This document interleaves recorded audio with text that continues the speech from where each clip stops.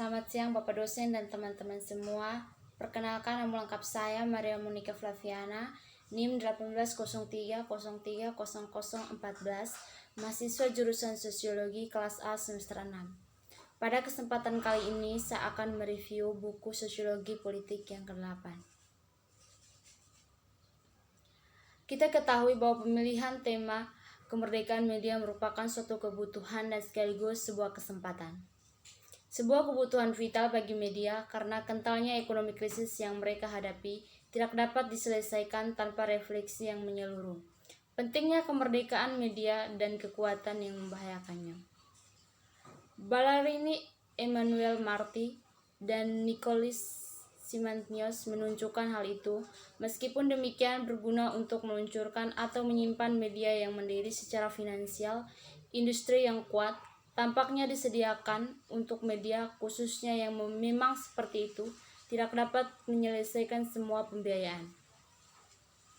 Meskipun konteksnya serupa dan Quebec, analisis dan Anne-Marie Brunelle dan Michael Serial menunjukkan bahwa crowdfunding jarang digunakan di sana karena diintegrasikan ke dalam komunitas praktik yang telah lama didasarkan pada pencarian pembiayaan alternatif.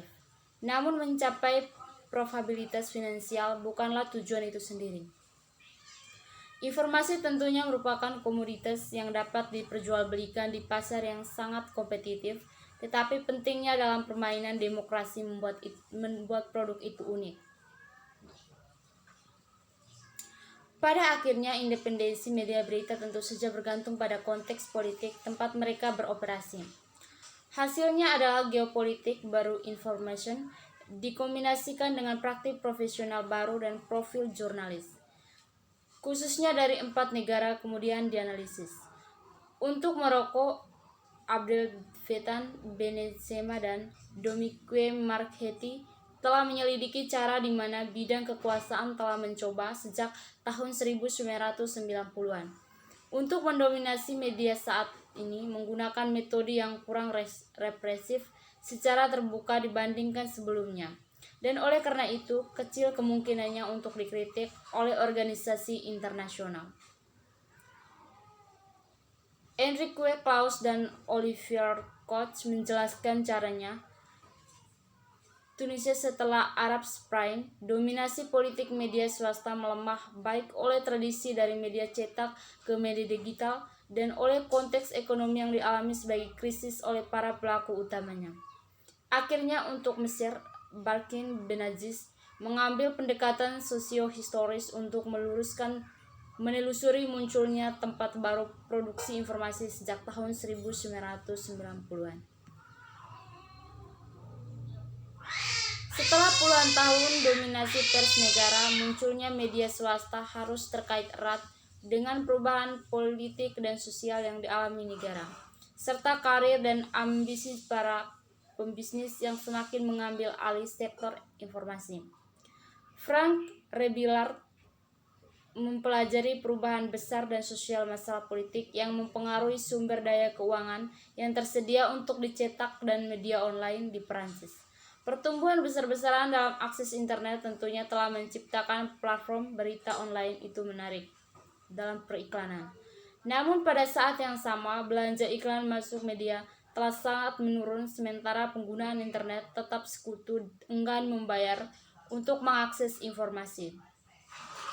Berfokus pada crowdfunding di industri, budaya, dan media, dalam bab ini mungkin tampak agak tergeser.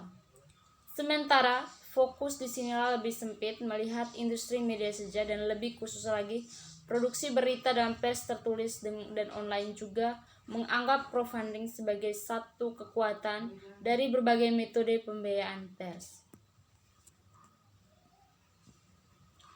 Dengan demikian, crowdfunding bukan merupakan sebuah pembiayaan utama media cetak dan berita online. Lebih mengejutkan lagi atau paling tidak bertentangan dengan keunggulan yang diberikan sebagai penyelamat teknologi tinggi, begitulah crowdfunding sebenarnya. Mengumpulkan kurang dari langganan tradisional sebelum modelnya. Awal pengurangan dan beberapa tahun terakhir skema potongan pajak untuk sumbangan ke politik dan organisasi media berita umum melalui asosiasi seperti Zemmour Info dan Presse et Pluralis memungkinkan untuk menentukan total jumlah sumbangan tersebut. Namun total sumber daya yang terkait dengan industri media cetak dan berita online coba jalan dalam minimalisir. Sumber daya ini dapat dibagi menjadi dua kategori utama, aggregates pendapatan dan aktivitas komersial, dan sumber daya keuangan di pengertian istilah yang ketat. Penghasilan dari aktivitas komersial media berita datang dalam dua aliran, jual mengandalkan berita dan informasi itu sendiri, dan menjual iklan yang menyertainya dalam ruang publik.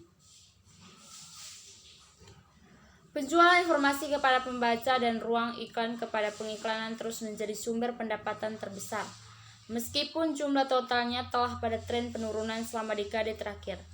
Perusahaan-perusahaan ini menangkapkan pendapatan iklan yang sebelumnya masuk ke media cetak, yang juga harus berurusan dengan pembaca dan penggunaan web yang enggan membayar informasi secara online. Pengurangan pendapatan komersial membuat perusahaan media berita semakin bergantung pada investasi keuangan. Periode juga melihat penghapusan garis anggaran untuk SPL dan untuk memodernisasikan harian politik dan informasi umum pers tahun 2012. Pemotong itu saja sangat sebagian diimbangi dengan pembuatan dan strategi secara bersamaan untuk mengembangkan pers. Negara menutup dukungannya untuk pers online bertepatan dengan pengenalan dan swasta untuk tujuan itu. Mengingat jumlah tersebut, bantuan swasta kira-kira sama dengan yang sebelumnya diberikan oleh negara, yaitu perubahan dalam sumber pendanaan dapat dilihat sebagai masalah konsekuensi yang kecil. Dalam melakukannya, mereka menunjukkan fakta ekonomi itu merupakan kekhawatiran selalu menyiratkan pertimbangan etis dan solusi itu bisa berubah seiring waktu. Memang pencarian ini telah mengambil banyak bentuk melalui keluar abad yang ke-20 dengan yang terbaru adalah kerumunan pendanaan. Wawancara dengan wartawan yang memimpin kampanye terungkap bahwa tantangan ekonomi dan keuangan selalu menjadi perhatian. Di sini kami mencoba untuk memahami bagaimana dan mengapa media mengandalkan kerumunan pendanaan, dalam bentuk apa dan apa nilai dasarnya. Seperti juga diperlukan untuk mendapatkan wawasan tentang pengaruh model bisnis media dan strategi editorial tentang pilihan dan praktik yang crowdfunding. Sejak munculnya jurnalisme information di akhir abad ke-19 versus jurnalisme transmisi yang dominan sebelumnya, sebagian besar terikat ke politik hari ini. Perusahaan media Prancis yang telah menjadi industri dalam hak mereka sendiri telah berusaha untuk mengembangkan, menguntungkan dan model bisnis yang stabil. Langkah-langkah ini yaitu bertujuan untuk menghapus kesepakatan masa perang yang terteduh, memperkuat pluralisme dan membatasi pengaruh pemegang saham pada kantor editorial diterapkan secara tidak merata. Anne-Marie Brunelle dan Michael Skena menganalisis bagaimana Quebec komunitas dan media independen menggunakan crowdfunding atau tidak seperti di Prancis. Meskipun media menghadapi lingkungan yang serupa, krisis ekonomik, hanya ada sedikit orang yang Quebec yang memiliki kampanye crowdfunding dan yang disalurkan. Untuk memahami paradoks yang tampak ini, perlu ada paradoks lain melihat cara pembiayaan media ini dibangun secara benar dan cara mereka menggunakan 4 kategori utama sumber daya yang didefinisikan oleh penulis: publik, swasta, otonom, dan ekosistem budaya. Dan media di Kanada secara umum dan Quebec khususnya selalu harus berjuang untuk menjaga produksi dan distribusinya. Struktur bangunan hidup karena audiensnya semakin tergoda seiring waktu oleh kreasi yang tak terhitung banyaknya dari sumber lokal dan asing. Ini keadaan telah meningkat selama 2 dekade terakhir dengan munculnya metode distribusi digital selain saluran tradisional untuk pembiayaan partisipasi. Dengan demikian, outlet media yang tujuannya adalah transformasi masyarakat secara radikal Seorang pemimpin efektivitasnya atau kemampuannya untuk membangun khalayak tertentu terutama tergantung pada cara ego ditawarkan sebagai pergantian ego cita-cita setiap penerima. Dengan menawarkan ego mereka, pemimpin media karenanya setuju untuk mengorbankan diri mereka sendiri, atau lebih tepatnya menjadi tubuh mereka gambar simbolis yang diwujudkan atau representasi sosial. Satu karakter terakhir pemimpin yang lebih berkaitan dengan antropologi daripada komunikasi adalah untuk memfasilitas hubungan dengan leluhur dan dunia mati, yaitu untuk membangun hubungan dan budaya atau semangat yang sama di antara anggota grup. Terus mengirimnya untuk menunjukkan dan milik keluarga komunis, yaitu garis keturunan. Dengan memproyeksi diri mereka ke dalam ego ideal surat kabar, para pembaca tidak hanya mengidentifikasi dengan para pemimpin yang hidup, yang dapat dianggap sebagai editor nyata, tetapi juga dengan semua pemimpin yang mati, yang memungkinkan editor untuk melakukannya mengartikulasikan wacana baru tentang dunia nyata. Dan karena pemimpin seperti itu berjanji untuk setia pada kata-kata mereka sampai mati, mereka bisa mengumpulkan penonton dan menggerakkan orang-orang yang telah mereka bentuk sebuah kelompok. Analisis kami menyoroti bagaimana setidaknya ada 4 alasan yang bekerja intermodernisasi. Kerangka hukum tentang kebebasan berekspresi, tanggung jawab, dan editor strategi editorial dan pemasaran para editor itu, strategi ekonomi penyediaan layanan modernisasi dan bagaimana mereka tercermin dalam teknologi yang digunakan dan dalam manajemen, dan konteks sosial politik di mana komentar tersebut dibuat. Kita menunjukkan bahwa sifat komentar yang lolos dari modernisasi filter dan menjadi terlihat di ruang publik akan tergantung pada spesifiknya konfigurasi yang menghubungkan keempat alasan ini.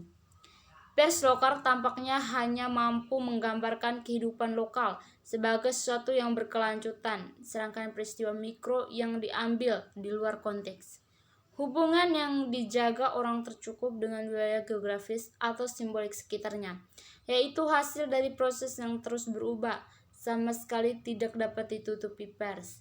Mengenai kehidupan budaya dan komunitas, pers memiliki ketidakmampuan yang mencolok, melarikan diri dari pendekatan yang berfokus pada peristiwa.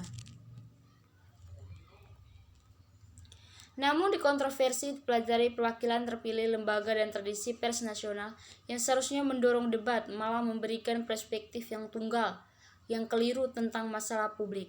Dengan memilih yang sama kategori definisi kunci dan menyebarkan penerimaan sosial perusahaan-perusahaan kemampuan retorika tanpa memberikan pandangan kritis, koran menjadi alat dalam strategi komunikasi perusahaan daripada forum informasi terverifikasi. Fakta bahwa surat kabar bergantung pada ekonomi dan faktor politik menghambat pers harian mereka berperan sebagai fasilitator debat publik, berfungsinya pasar, bahkan jika itu kurang terlihat dibandingkan pada periode dari satu pihak. Memang otoritas Al Jazeera belum menyediakan dasar hukum yang dibutuhkan untuk perkembangan pers elektronik. Juga tidak mereka mengambil langkah-langkah untuk mengurangi dampak krisis ekonomi pada media cetak media. Dalam jangka panjang, rentan sektor ini terhadap situasi politik harus dianalisis dan kaitannya dengan kekhususan kewirausahaannya. Mungkin itu saja penjelasan singkat dari saya. Sekian dan terima kasih. Selamat siang.